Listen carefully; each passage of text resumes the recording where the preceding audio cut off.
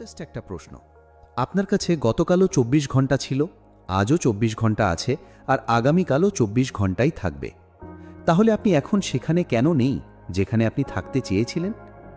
আপনি কি কখনো ভেবেছেন, যদি আপনি প্রতিদিন শুধু একটা ঘন্টা, শুধুমাত্র একটা ফোকাসড, ডেলিবারেট এবং পারপাসফুল ঘন্টা নিজের স্বপ্নগুলোর পেছনে দিতেন, তবে আজ আপনার জীবন কেমন হতো? হয়তো আপনি একজন রাইটার হতেন, হয়তো একজন এন্টারপ্রেনিয়র, হয়তো একদম ফিট এবং হেলদি একজন মানুষ। হয়তো আপনি আজ সেই কাজটাই করতেন যা আপনার হৃদয়কে সত্যিকারের আনন্দ দেয়। আজ আমরা ওই ১ ঘন্টার ব্যাপারেই কথা বলবো, শুধুমাত্র একটা ঘন্টা যা আপনার পুরো জীবন বদলে দিতে পারে। বেশিরভাগ মানুষ ভাবে যে জীবন তখনই বদলাবে যখন কোনো বড় সুযোগ আসবে, কোনো বড় ব্রেক থ্রু, কোনো লটারি, কোনো মিরাকল। কিন্তু সত্যিটা হলো, জীবন বড় কোনো ধামাকা দিয়ে বদলায় না। জীবন বদলায় ছোট ছোট প্রতিদিনের ডিসিশন দিয়ে, একটা একটা পদক্ষেপ দিয়ে, একটা একটা ঘন্টা দিয়ে। আর আজ এই অডিও বুকে আমরা এটাই বুঝব যে ওই ১ ঘন্টা কিভাবে কাজ করে, কিভাবে সেটা আপনাকে সম্পূর্ণ আলাদা একজন মানুষে পরিণত করতে পারে। এক মুহূর্তের জন্য ভাবুন তো, আপনার দিনের কতগুলো ঘন্টা স্রেফ বরবাদ হয়ে যায়। সকালে উঠেই ফোন হাতে নেন, সোশ্যাল মিডিয়া স্ক্রল করেন, নিউজ দেখেন, তারপর কাজে যান। সন্ধ্যায় ক্লান্ত হয়ে ঘরে ফেরেন, টিভি দেখেন, আর রাতে ঘুমিয়ে পড়েন। আর এই সাইকেলটাই পরের দিন আবার রিপিট হয়। দিনের পর দিন, সপ্তাহের পর সপ্তাহ, মাসের পর মাস, বছরের পর বছর। আর একদিন হঠাৎ করে আপনি পেছনে ফিরে তাকান আর ভাবেন যে এই সব সময় কোথায় চলে গেল, আমার জীবনটা কোথায় হারিয়ে গেল। কিন্তু আজ থেকে একটা ছোট্ট পরিবর্তন, প্রতিদিন ১ ঘন্টা, শুধু ১ ঘন্টা। আর বিশ্বাস করুন, ১ বছরের মধ্যে আপনি নিজেকেই চিনতে পারবেন না।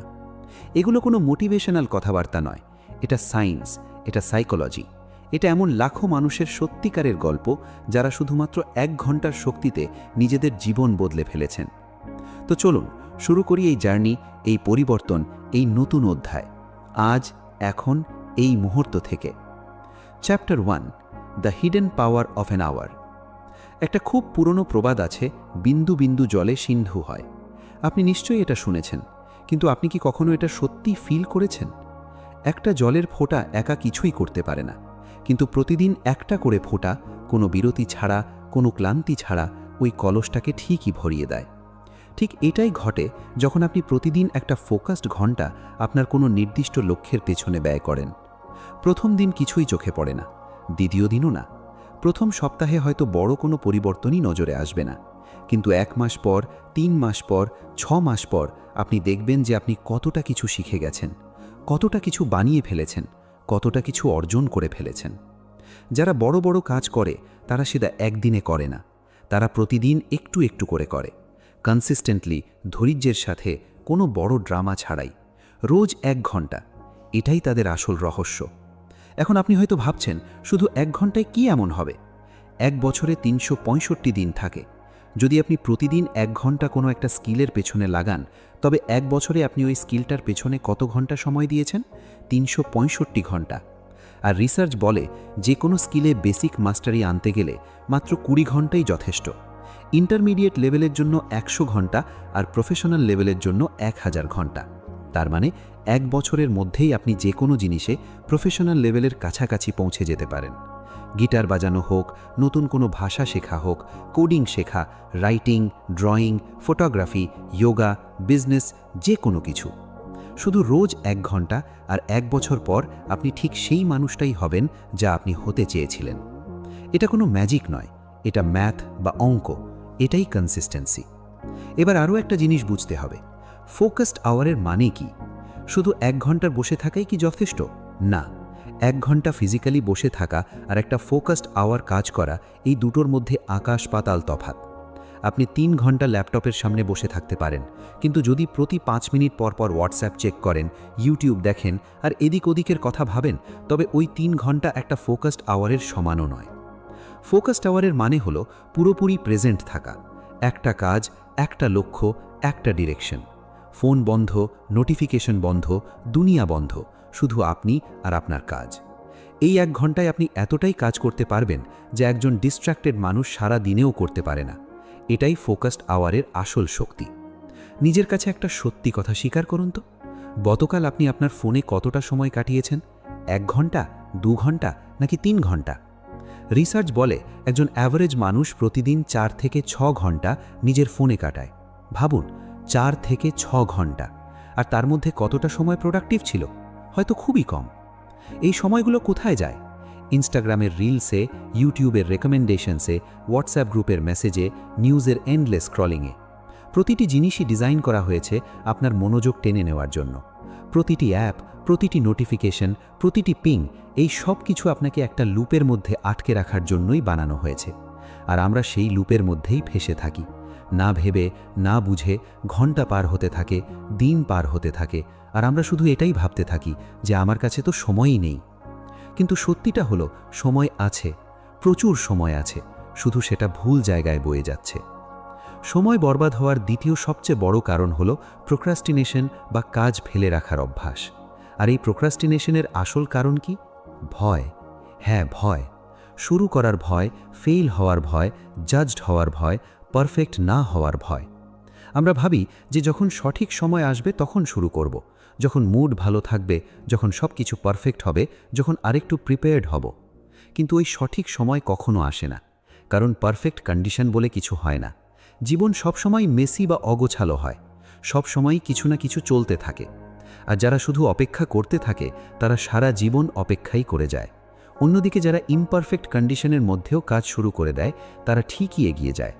তাই আজ থেকে একটা রুল বানিয়ে নিন, পারফেকশনের জন্য অপেক্ষা করা যাবে না, জাস্ট শুরু করে দিতে হবে। তৃতীয় সবচেয়ে বড় কারণ হলো ক্ল্যারিটির অভাব। বেশিরভাগ মানুষ এটাই জানে না যে তারা আসলে কি চায়। তারা কখনো ভাবেনি, কখনো লেখেনি, কখনো প্ল্যান বানায়নি। তারা শুধু জীবনের ফ্লোতে ভাসতে থাকে, সামনে যা আসে তাই করতে থাকে। হাওয়া যেদিকে নিয়ে যায় সেদিকেই চলে যায়। কিন্তু একটা জাহাজকে তার পোর্টে পৌঁছানোর জন্য একটা ডেস্টিনেশন লাগে, একটা কম্পাস লাগে, একটা ডিরেকশন লাগে। ডিরেকশন ছাড়া জাহাজ মাঝ দরিয়ায় পথ হারিয়ে ফেলে। ঠিক এটাই আমাদের সাথে হয়। যখন আমরা জানিই না যে আমরা কোথায় যেতে চাই, তখন আমরা কোথাও পৌঁছতে পারি না। এজন্য সবচেয়ে প্রথম কাজ হলো এটা ডিসাইড করা যে আপনি কি চান। আগামী 1 বছরে আপনি নিজেকে কোথায় দেখতে চান, কি হতে চান, কি অর্জন করতে চান। যখন এই ক্ল্যারিটি চলে আসে তখন ওই 1 ঘন্টার সঠিক ব্যবহার করা খুব সহজ হয়ে যায়। তো এখন প্রশ্ন হলো, ওই 1 ঘন্টাকে কিভাবে স্ট্রাকচার করবেন, কিভাবে ইউজ করবেন। চলুন একটা সিম্পল ফ্রেমওয়ার্ক বুঝে নিই। আমরা একে 4টি ভাগে ভাগ করতে পারি। 1. লার্নিং বা শেখা, 15 মিনিট। রোজ নতুন কিছু শিখুন, কোনো বই পড়ুন, কোনো পডকাস্ট শুনুন, কোনো আর্টিকেল পড়ুন। নিজের ফিল্ডের সাথে যুক্ত নলেজ বাড়ান।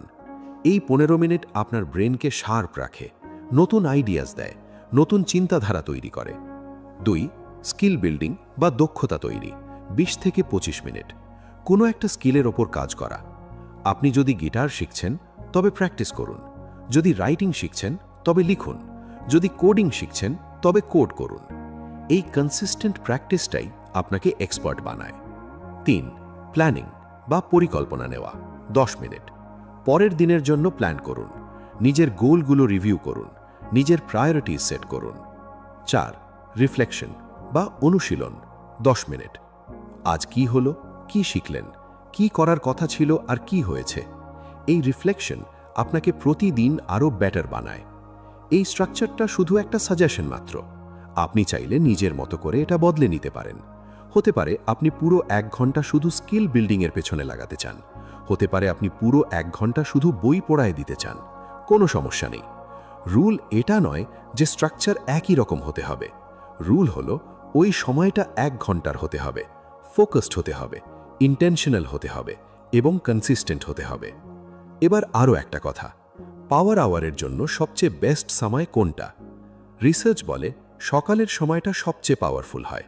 তখন ব্রেন ফ্রেশ থাকে, ডিস্ট্র্যাকশন কম থাকে, দুনিয়া তখনও ঘুমিয়ে থাকে এবং আপনার উইল পাওয়ার সবচেয়ে স্ট্রং থাকে। তাই যদি সম্ভব হয় তবে আপনার পাওয়ার আওয়ার সকালে রাখুন। সকালে উঠে প্রথম কাজ ফোন নয়, নিউজ নয়, সোশ্যাল মিডিয়া নয়, শুধু আপনার পাওয়ার আওয়ার। 1 ঘন্টা শুধু আপনার জন্য, শুধু আপনার স্বপ্নের জন্য। কিন্তু যদি সকালের সময়টা পসিবল না হয়, যদি আপনার ছোট বাচ্চা থাকে, যদি আপনার আর্লি মর্নিং জব থাকে, বা আপনি যদি ন্যাচুরালি নাইট আউল বা রাত জাগা মানুষ হন, কোনো ব্যাপার না।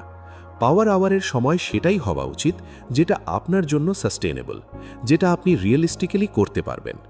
রাত 10টার একটা কনসিস্টেন্ট ফোকাসড ঘন্টা সকাল 5টার সেই ঘন্টার চেয়ে অনেক বেটার, যেটা আপনি কখনোই কন্টিনিউ করতে পারেন না।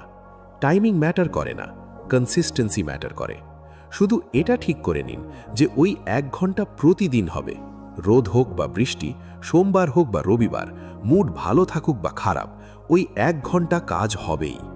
আর যখন এই কমিটমেন্ট তৈরি হয়ে যায়, তখন ম্যাজিক হওয়া শুরু হয়, ধীরে ধীরে, চুপচাপ, কিন্তু প্রচণ্ড powerfully. Chapter 4, the compound effect of habit. Albert Einstein compound ইন্টারেস্টকে দুনিয়ার অষ্টম আশ্চর্যে পরিণত করেছিলেন। আপনি হয়তো ফাইন্যান্সিয়াল কনটেক্সটে এটা শুনে থাকবেন।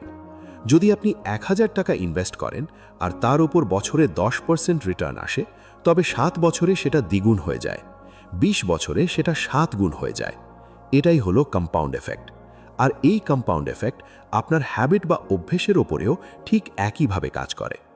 যখন আপনি প্রতিদিন 1 ঘন্টা কিছু শেখেন, কিছু বানান, তখন শুরুতে প্রগ্রেস খুব স্লো বা ধীর মনে হয় যেন কিছুই হচ্ছে না। কিন্তু আসলে প্রতিদিন আপনার নলেজ, স্কিল আর কনফিডেন্সের একটা ছোট্ট লেয়ার যুক্ত হচ্ছে। আর একদিন হঠাৎ করে সব কিছু একসাথে ক্লিক করে যায়। তখন মানুষ বলে, ওয়াও, ও তো রাতারাতি বদলে গেল। কিন্তু সে রাতারাতি বদলায়নি, ওটা ছিল মাসের পর মাস ধরে করা কনসিস্টেন্ট মেহনতের ফল। জেমস ক্লিয়ার তার বিখ্যাত বই অ্যাটমিক হ্যাবিটসে লিখেছেন যে যদি আপনি প্রতিদিন নিজেকে মাত্র 1% বেটার করতে পারেন, তবে 1 বছর পর আপনি 37 টাইমস বেটার হয়ে যাবেন। রোজ 1%, শুনতে খুব ছোট মনে হয়, কিন্তু কম্পাউন্ড হয়ে এটা কতটা বিশাল আকার ধারণ করে। আর আপনার ওই 1 ঘন্টাও ঠিক এই কাজটাই করে। প্রতিদিন আপনি 1% বেটার হন, 1% বেশি জানেন, 1% বেশি ক্যাপেবল হন, 1% বেশি